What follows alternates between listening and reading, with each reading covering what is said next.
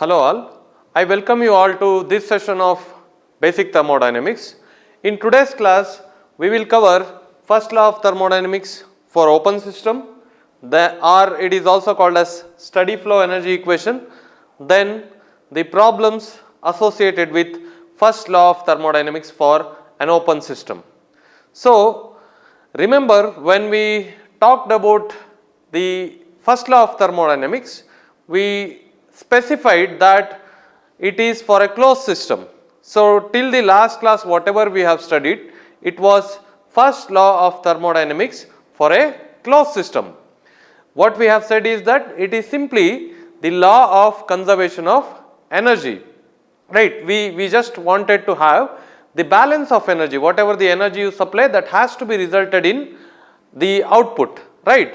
Similarly, the first law of thermodynamics for an open system we will try to derive in this class. So, what is an open system? What is the difference between an open system and closed system?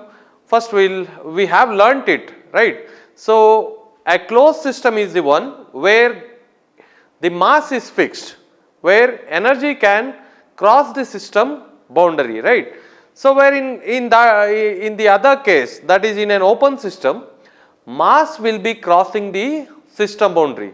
So, while balancing out the energy, what we need to consider is the energy which is also associated with the mass entering the system and the energy which is associated with the mass which is leaving the system.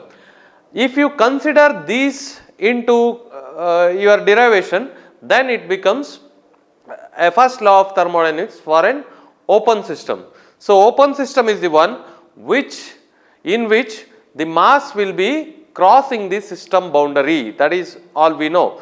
So, whenever you try to analyze any system, so when you want to study a system or a thermodynamic system which is of your interest, we need to identify whether it is a closed system or an open system before, because if you fail to identify whether it is an open system or closed system, we fail to take into consideration the energy associated with the mass which is coming inside. For example, if you take a hot water geyser, generally what happens, if you consider it as a closed system, what you design, the amount of heat which is required to rise a certain temperature. But it is an open system. If you consider, as soon as you open the tap, what will happen? The hot water will be drawn out and some cold water will be let into the system. So, that has to be taken into consideration, otherwise what will happen? The design will go wrong. So, there are most of the engineering applications are open system which we have said, okay. So, you have to identify whether you are talking about an open system or closed system at the beginning itself. So, now it is also called as steady flow energy equation. So, energy equation which we know, it is simply law of conservation of energy. Steady flow energy equation we are calling it as. Before that, we need to understand what is steady flow.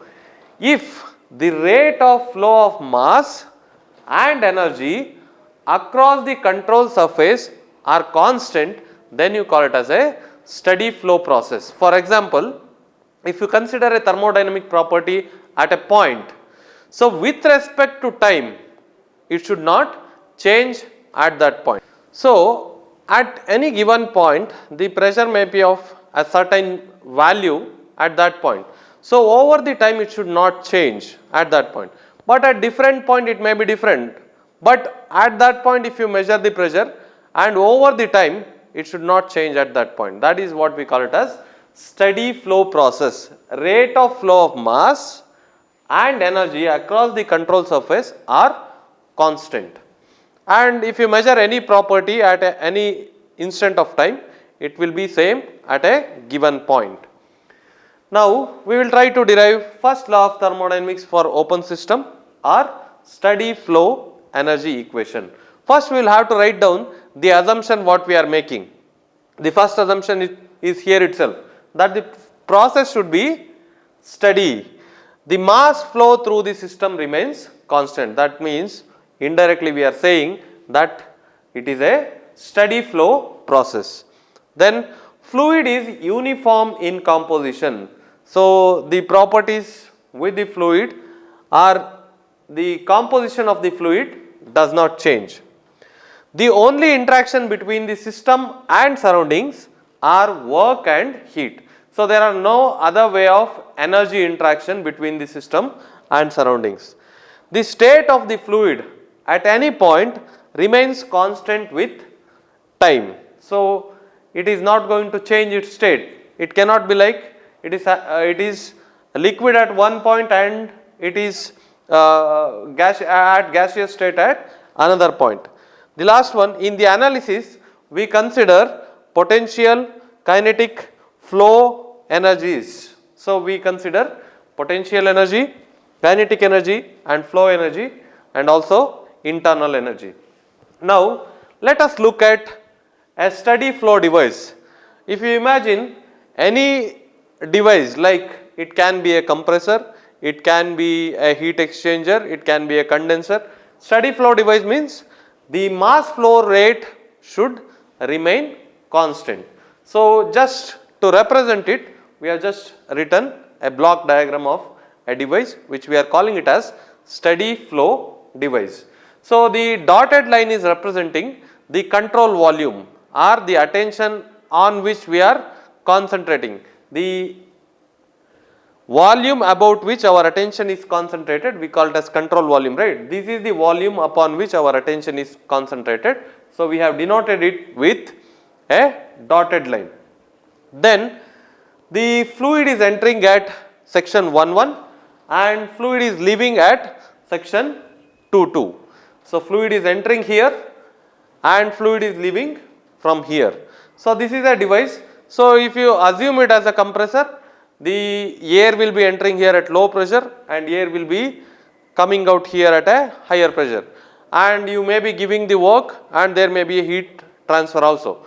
But just to keep it simple, we are not naming the device as any of the steady flow device, simply we are calling it as a steady flow device. Okay. Consider a steady flow system as shown in figure. Fluid enters at section 1,1 and leaves at section 2,2. So we will denote the velocity at section 1,1 or the velocity of the fluid entering at this point as V1, capital V1, remember, and the unit is meter per second. So velocity of the fluid at section 2,2 is V suffix 2. So V2 is the velocity of the fluid at section 2,2. Similarly, area of the pipe which we are considering, area is A1 and area at 2 is A2 and the unit is meter square. So pressure at the inlet is P suffix 1 or P1 and pressure at the outlet is P2. The unit of that is Newton per meter square. Specific volume, that is volume at the entry of the steady flow device or section 1,1 is V1, small v1. Remember here the velocity we are denoting it by capital V1. So volume, you be careful, do not mess up here. So this has to be small v1, that is also specific volume. So it is denoted by, or the unit of it is meter cube per kg. So specific volume at section 2,2 is V2. Specific internal energy is denoted by U. Specific means joule per kg, that is denoted by small u. Here it is U1 and here it is U2. Now in a flow process, energy contained within the open system is influenced by following energy transfer. What are energy transfer which we have considered?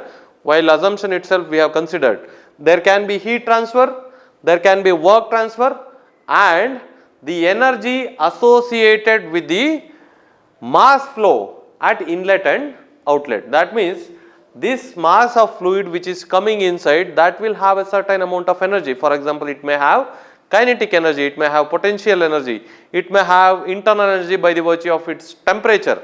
So temperature of the mass of fluid also has to be taken into consideration. So energy associated with the stream of fluid are, so I am trying to expand this term, energy associated with the mass flow at inlet and outlet. So this term is being expanded here. There can be potential energy, considering it as a unit mass we are writing. So mgz or mgh you denote it. Here the height we are denoting it by z, right? So it is the height. So the equation is per unit mass, so it is simply gz. Kinetic energy half mv square, you write it as mv square, but since for unit mass we are writing, so neglect m, v square by 2. Then internal energy U, small u, it has to be in joule per kg, you know. Then flow energy, the amount of energy which is required to cause a unit mass of fluid by a distance, that we call it as flow energy. Flow energy is the amount of energy required to cause the flow, okay. That is always comes into picture when there is a flow or when it is a steady flow device. Now consider law of conservation of energy, that is energy entering the control volume must be equal to energy leaving the control volume. So energy entering, first is heat transfer, so heat is entering, that has to be positive. So we have considered it just to simplify the equation. So Q and W we have considered it has to be positive. So work done by the system should be positive. So we have considered the work is done by the system and heat added to the system will be positive. Just to keep the equation simple, we have tried to keep both the term positive. So Q is the heat added to the system, and let us say E denotes the energy which is associated with the mass of the fluid which is entering the system. So E1 is the energy associated with mass of the fluid which is entering the system, and this must be equal to the work transfer which is happening. So work is done by the system and energy at 2, right. Then we try to simplify this E1 and E2. So energy at 1 will be equal to kinetic energy at 1, then there is potential energy, then there is internal energy, and then there is flow energy P1 V1. Similarly at 2 what you have is the same kinetic energy at 2, potential energy, then internal energy and the flow energy. So these are the energies which are associated. Now put this back into equation 1, what you get is delta Q plus kinetic energy at 1 plus potential energy at 1 plus internal energy plus flow energy. The same should be equal to work transfer plus kinetic energy at 2 plus potential energy at 2 plus internal energy and flow energy. Now simplify it. Delta Q plus kinetic energy is V square by 2.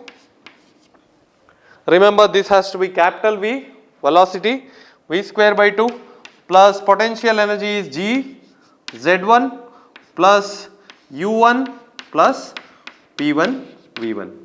This has to be equal to work transfer plus kinetic energy is V2 square by 2, here it is V1 square by 2 plus potential energy is G Z2 plus U2 plus P2 small v2.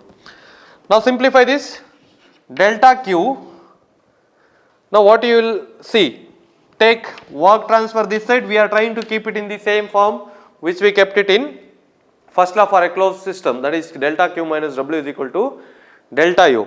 So Q minus W we have taken it for one side, remaining term you send it to the other side. So what you will have is V2 minus V1 square by 2 plus G into Z2 minus Z1 plus U2 plus P2 V2 minus U1 plus P1 V1. So we already know that U plus PV is nothing but enthalpy. So write that here. So this is change in kinetic energy plus G into Z2 minus Z1 plus this is H2 minus H1. Now this is the first law of thermodynamics for an open system or steady flow energy equation. So what we can write in its differential form, you can write it as Q minus W is given by change in kinetic energy plus change in potential energy and change in enthalpy.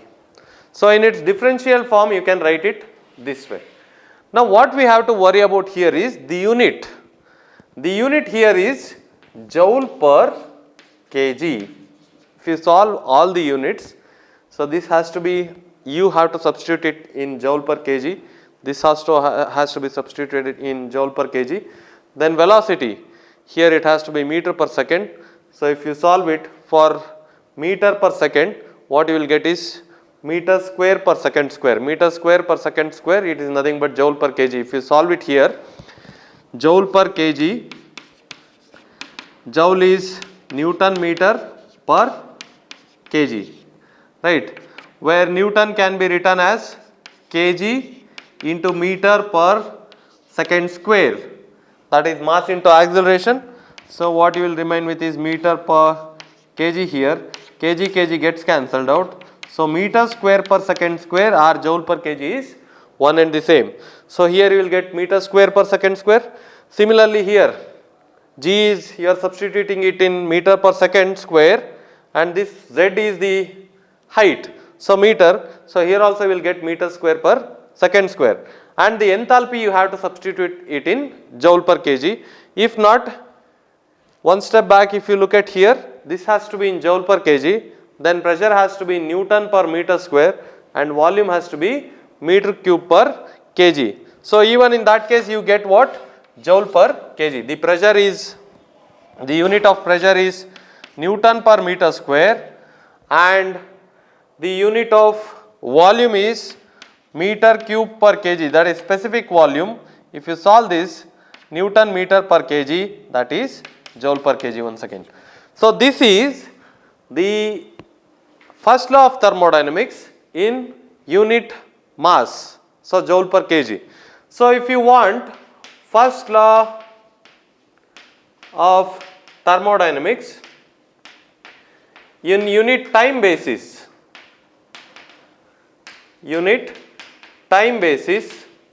what we can do?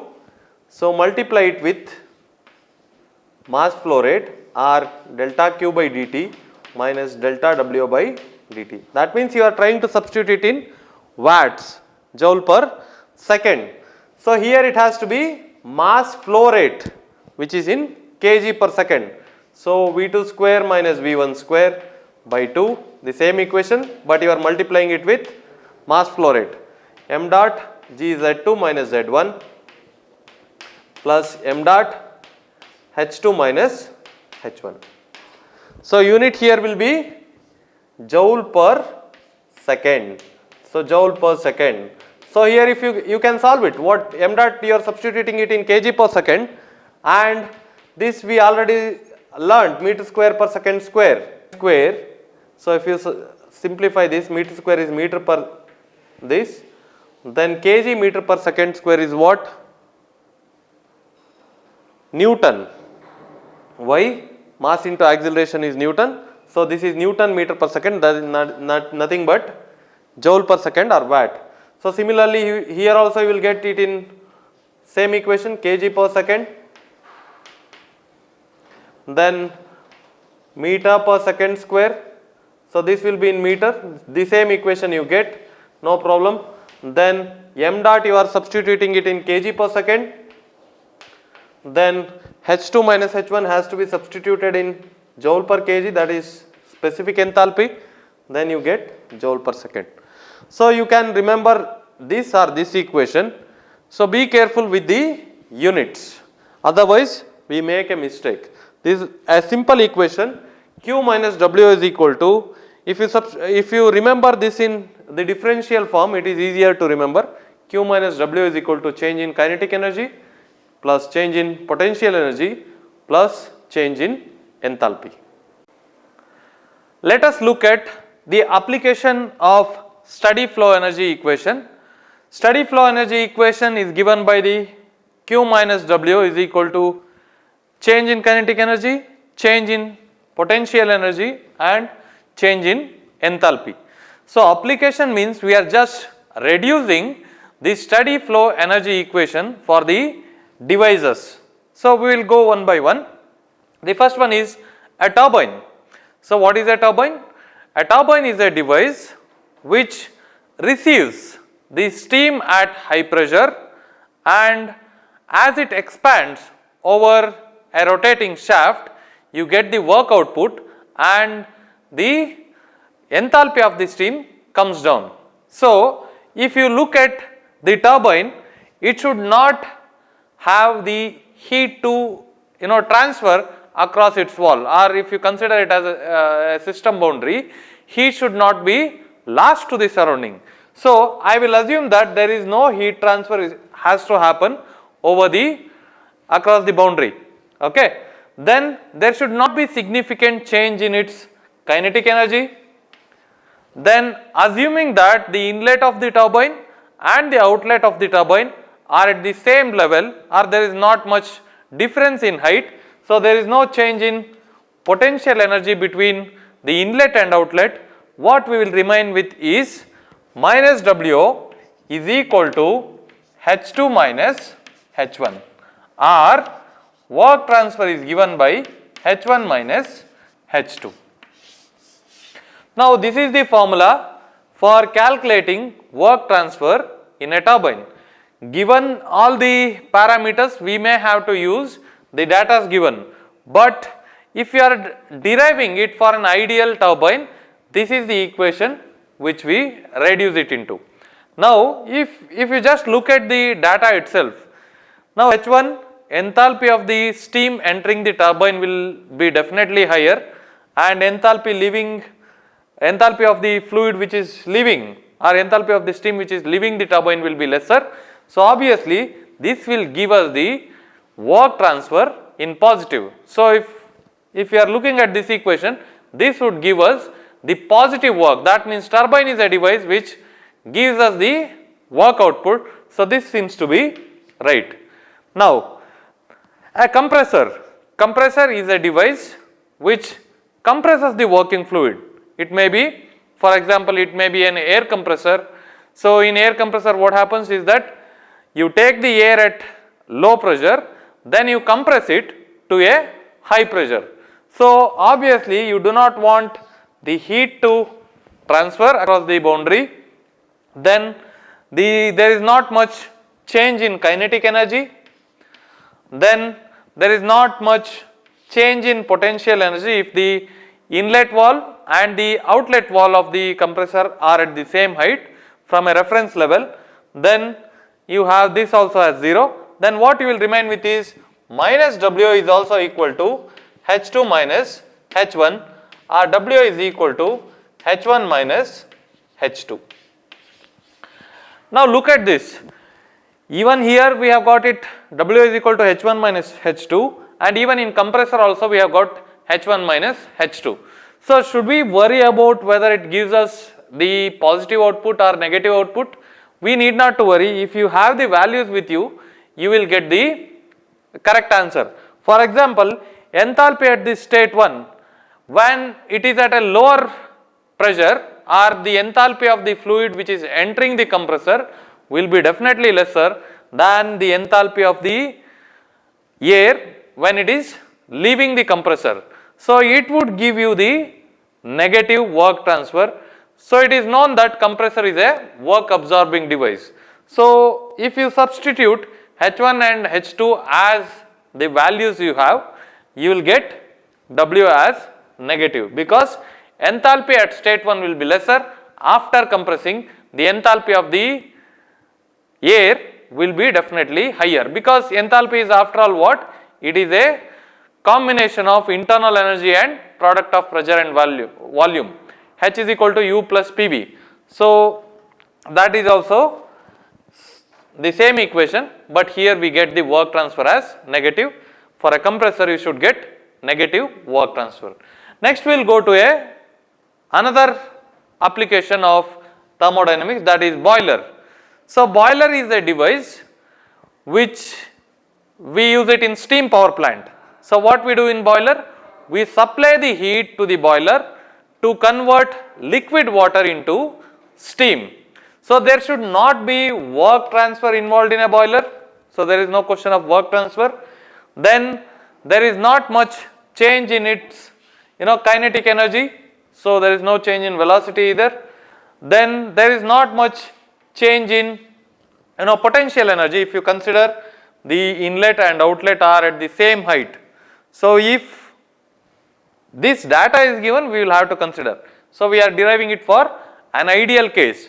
So assuming that the inlet and outlet are at the same level, we are considering this as 0. Then there has to be only heat transfer. So Q is equal to H2 minus H1. So here also is the same question. What answer do we get? Should we get positive or negative? The obvious reason that heat is supplied to the boiler, heat is supplied to the system is considered as positive. So the value here has to be positive. So look at this now. A boiler is a device which receives the heat, correct? So H2 is the enthalpy of the steam after state 1. So H2 will be higher than enthalpy of the liquid water entering into the boiler. So then this has to be positive. H2 will be greater because after supplying the heat, H2 enthalpy will be increased than H1. So this is higher, this is lower. Q will be positive in a boiler. Next we will talk about the condenser. Condenser is a device which rejects heat to the atmosphere. Whether you consider a condenser of a power plant or whether you consider a condenser in your refrigerator, in both the cases what does it do? It rejects heat to the atmosphere. Okay. So while rejecting, the heat transfer is there, but it is not a device which consider work transfer. So work transfer has to be 0. There is not much change in kinetic energy, so that we will consider it as 0. Then there is not much change in potential difference in head, so that also we will consider it as 0. Then what will remain with is Q is equal to H2 minus H1. Here also in both the cases we have got heat transfer is given by final enthalpy by initial enthalpy. But look at this now, do we get negative here or positive? It all depends on the enthalpy at state 2, whether it is higher than enthalpy at state 1. Now if you look at the condenser, generally condenser is a device which rejects the heat to the atmosphere. So the steam entering the condenser will be having higher enthalpy than it is at the exit. After rejecting the heat to the atmosphere, the enthalpy will be reduced. So obviously H1 will be greater than H2. So condenser is a heat rejecting device, so heat transfer should be negative here. So obviously if H1 is greater than H2, we will get negative here also. So same equation, here you get positive but here you get negative, because heat transfer in a boiler is addition of heat, it has to be positive heat transfer, whereas in condenser heat is being rejected, so it has to be negative. Now throttling device. Throttling device is a device which we use in case of a refrigerator, where a fluid is allowed to pass through a partially opened valve. So just to drop the pressure. So in that case we will not have heat transfer. It is not a work producing or work absorbing device. So here also you do not have change in kinetic energy. Then assuming that it is having no difference in head, so what will remain with is enthalpy at 2 is equal to enthalpy at 1. This process we call it as isenthalpic process. So in a throttling device, enthalpy at state 1 will be equal to enthalpy at state 2, or in other words you can say that A throttling process is a isenthalpic process where enthalpy remains constant. The next one is nozzle and diffuser. So nozzle is a device in which the velocity of the fluid increases at the cost of pressure drop. So in a nozzle you want to increase the velocity of the fluid. On the other hand, a diffuser is a device in which you increase the pressure at the cost of velocity or at the cost of kinetic energy. So for both of these devices we have only one derivation. So what is it? There is not heat transfer and it is not a work absorbing or producing device, but we know that the velocity has a significant change. So keep that term, assuming that inlet and outlet are at the same height, make this as 0. What will remain with is half V2 square minus V1 square plus H2 minus H1 is equal to 0, or half V2 square minus V1 square is equal to, if you send this side, it will be H1 minus H2. Now send this to that side, what we will have is V2 square minus V1 square is equal to 2 into H1 minus H2. Now solve it for V2 because we are interested in finding out the velocity at the exit. So V2 square is equal to V1 square plus 2 into H1 minus H2, or V2 is equal to square root of V1 square plus 2 into H1 minus H2. So this is the equation for finding out the velocity at the exit of a nozzle or diffuser. So if V1 is not given, that if the effect of velocity at the inlet is negligible, we are going to neglect V1. Let us solve the problems of first law of thermodynamics for an open system, or the problems based on steady flow energy equation. Let us read the problem. A turbine operating under steady flow condition. So how do you differentiate the problems from that of a closed system and open system? He will give you that it is a steady flow device, or generally mass flow rate is given, that is mass flow with respect to time will be given. In that case you should decide that this is a problem of steady flow energy equation or it is an open system. So here he is talking about a turbine operating under steady flow condition. So this is a problem of steady flow energy equation. Receives 4500 kg of steam per hour. So he has given mass flow rate, we generally denote it by m dot, which is equal to 4500 kg per hour he has given, but we want to keep it in kg per second. Why? We will see it later. So if you want to balance the units on both the hands, it has to be in kg per second. So hour to minute, it is in the denominator, hour to minute is 60, hour minute to second is 60, so it will be 4500 divided by this much, you will get 1.25 kg per second. Then the steam enters the turbine at a velocity of 2500 meters per minute. So capital V, be careful, V1 is given, the steam entering the turbine we are denoting it as V suffix 1, 2500 meter per minute. So we want to keep it in per second, so minute to second is by 60, so what we will have is 41.67 meter per second. So this is the velocity with which the steam is entering the turbine. At an elevation of 4 meter, so he has also given Z1 is equal to 4 meter, and specific enthalpy of the steam is given at 1 at the inlet 2751. I want to keep it in joule per kg. So we will see the balancing of the unit. At that time you will understand why we are keeping it in joule per kg. So it leaves the turbine at a velocity. So at state 2 is trying to give you the values. So at V2 it is 9.33 meter per second. So no need to worry about change of unit here. He has given directly in meter per second. At an elevation of 1 meter, so Z2 is 1 meter. Specific enthalpy at 2 he has given.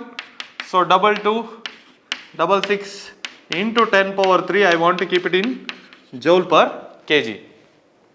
The heat loss from the turbine to the surrounding. So he has given the heat is being lost. So Q, be careful here, it is lost to the surrounding. So it has to be negative. He may not mention here as the negative sign, but you have to identify it is a heat lost. So it has to be substituted it in negative with negative sign. So 16,800, once again here kilojoule is there, per hour is there. I want to keep it in a joule per second. So first I will convert it into joule. Kilojoule to joule is into 10 power 3 and hour to second is 3600 or hour to minute is 60, minute to second is 60. So Q is minus 4.667 into 10 power 3 watts or joule per second. Then determine the power output of the turbine in kilowatt he has given you. So what he is asking you is work transfer or W. So if you write the rate of work transfer, that itself will be the power output. So you know that it is a turbine, so obviously the work transfer has to be positive. That much we can understand just by looking at the question. You cannot get the work in negative, because it is a work producing device, it is not a work absorbing device. In other case, if he had given that it is a compressor, I would have said that the answer should be in negative. So however it is a turbine, we should get the positive work output. Let us write the first law of thermodynamics, or law of conservation of energy, or it is also called as steady flow energy equation. Q minus W is equal to half into V2 square minus V1 square plus G into Z2 minus Z1 plus H2 minus H1. But be careful here, it is a equation with unit mass, but he has given you the mass here, so better you consider the mass. So that means we are talking about the time based equation. This has to be m dot here and there has to be m dot here. So the unit should balance on both the sides. How? This has to be substituted in joule per second. This also has to be substituted in joule per second. Then this you will get it in kg per second is mass flow rate. Then velocity is meter per second, but it is square. So kg meter square per second square is there. Plus here also the kg per second. Gravitation is meter per second square. Then Z is in meter height. Then this has to be in kg per second. Then H2 has to be in joule per kg. Ultimately, if we are substituting the left hand side in joule per second, all this has to be in joule per second. Let us see. So let me divide this meter square as meter multiplied by meter. Now what this unit will be? Kg meter per second square, mass into acceleration, that will be Newton. So Newton meter per second is nothing but joule per second. Similarly here kg meter per second square is what? Newton, because mass into acceleration, mass is in kg, acceleration in meter per second square, that is Newton meter per second. So this is also in joule per second. Then here kg gets cancelled out, then you have joule per second. So all of them are in the same unit, joule per second.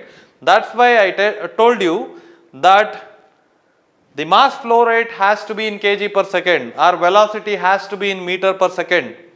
Z has to be in meter. Enthalpy has to be specific enthalpy or joule per kg.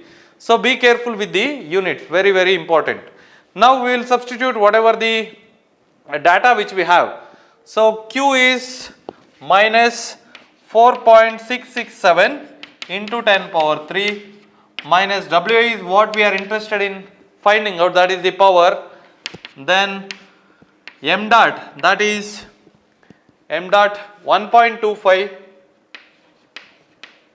then half velocity we have calculated in meter per second 9.33 V2 minus V1 is 41.67. So don't forget the square here, V2 square minus V1 square plus 1.25 into gravitation is 9.81, Z2 minus Z1, Z2 is 1, Z1 is 4 plus 1.25, H2 minus H1 is 2266 into 10 power 3 is H2, then H1 is 2751 into 10 power 3.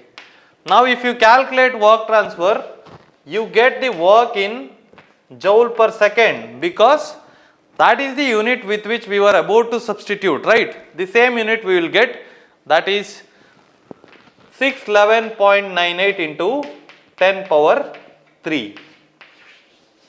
So this is nothing but watt. If you want it in kilowatt, divided by 1000, that is 611.98 kilojoule per second or kilowatt. So it is a work producing device. We have got the answer in positive, so that must be right. Let us look at one more problem on first law of thermodynamics for an open system or steady flow energy equation. Air flows steadily at the rate of 0.5 kg per second. So air flows steadily, that means he is talking about a steady flow device or an open system. So at a rate of 0.5 kg per second, so m dot is 0.5 kg per second through an air compressor. So this is a device which is air compressor entering at 7 meter per second velocity. So velocity of the entrance is given, so 7 meter per second. So air is entering at this velocity. 100 kilopascal pressure. So P1 is given, pressure 100 into 10 power 3 Newton per meter square. I would like to keep it in Newton per meter square. For the same reason, I want to have a balance of the units from between the left hand side and right hand side. So and volume, that is specific volume, small v1 is given 0.95 meter cube per kg and leaving at 5 meter per second. So velocity at the exit is given v2 5 meter per second, pressure is given 700 into 10 power 3 kilopascal means 10 power 3 Newton per meter square, and specific volume at 2 is also given 0.19 meter cube per kg. The internal energy of the air leaving is 90 kilojoule per kg greater than that of the air entering. So internal energy at leaving is denoted by U2 is greater than, so can we write it like this, plus 90. So what he is trying to tell you, the internal energy of the air leaving, that is U2, is 90 kilojoule per kg greater than that of the air entering. So he is trying to give you the data like this.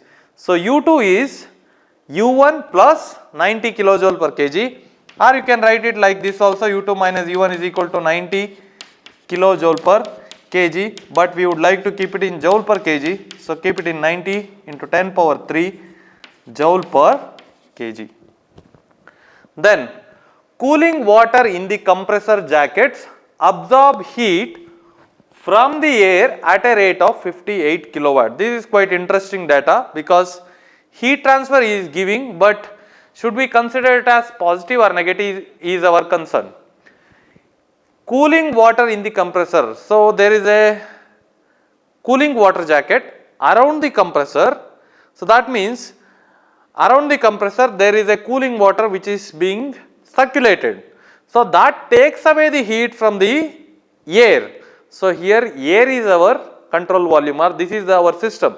So heat is being rejected to the cooling water. So in terms of air, this is heat rejection. So be careful here. Cooling water in the compressor jackets absorb heat from the air. So from the point of view of air, it is rejected. So Q is how much? 58 kilowatt, that is minus because heat is being rejected. So into 10 power 3 joule per second will keep it. So this is very important. Then what is telling you? Compute the rate of shaft work input to the air in kilowatt. So he is asking you what is the work input. Obviously, since this is a compressor, we will get the work transfer negative. So we will see. So as usual, go for the equation. Q minus W is equal to half into m dot, because given V2 square minus V1 square, this is velocity, plus G into Z2 minus Z1 plus, so this is m dot into G Z2 minus Z1, then m dot into H2 minus H1. So Q is given minus 58 into 10 power 3 minus W we want to calculate. So this we are calculating it, giving it in joule per second. So obviously this whatever we will get will be in joule per second. Then this is in kg per second. Then velocity in meter per second. So this will be meter into meter, you can write meter per second square it will become. Then similarly here mass is in kg per second, meter per second square, then meter here, then kg per second, this has to be in joule per kg. Look at this now, kg gets cancelled. So joule per second, we want the unit has to be in joule per second in all the terms. So kg meter per second square is nothing but mass into acceleration, that will be Newton meter per second, that is joule per second, plus similarly here also this is Newton. So Newton meter per second is joule per second. So here also it is in joule per second. So the unit has to be right. Should be equal to half into m dot is 0.5, velocity 5 square minus V1 is 7 square plus m dot is 0.5, acceleration due to gravity is 9.81, Z2 minus Z1 not given. So what we can do is we need not to worry about this term when not given. So there is not much change in head. If not given, I am going to neglect this term itself. So this term we need not to consider because Z2 may be equal to Z1, not given. So assume a device where the inlet and outlet is horizontal, that's it. Then m dot is how much? 0.5 into H2 minus H1. But unfortunately even the enthalpy is not given. So how do we calculate the enthalpy? After all, enthalpy is given by U plus PV. Okay, enthalpy is given by U plus PV, where U is not directly given once again. So what we will do, we will directly calculate H2 minus H1. So H2 minus H1 will be equal to U2 minus U1 plus P2 V2 minus P1 V1. That is what enthalpy is. Enthalpy is U plus PV. We are interested in H2 minus H1 directly. Since the value of U2 minus U1 is given to you directly, it is better to put it in this fashion. U2 minus U1 is 90 into 10 power 3. So we are keeping it this term in joule per kg. So pressure we know P2 700 into 10 power 3, small v2 0.19 minus P1 is 100 into 10 power 3,